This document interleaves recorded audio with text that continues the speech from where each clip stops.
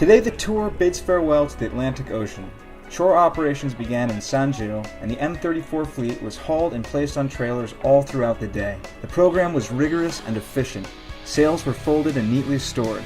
Masts were taken down, and cranes hauled each M34 onto their trailer. The work took each team roughly 3 hours, and the public were out in full force, curious to see the bottom side of the sleek M34s. But the boat captains never stopped working, taking the opportunity to check their spars and blades after 700 nautical miles of frenzied racing down the Atlantic coast of France.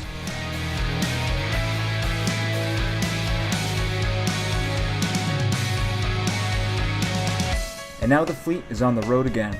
It's 1,000 miles from Saint-Gilles to Rosses, Spain, and if you're out on the road tomorrow, it'll be a convoy you can't miss.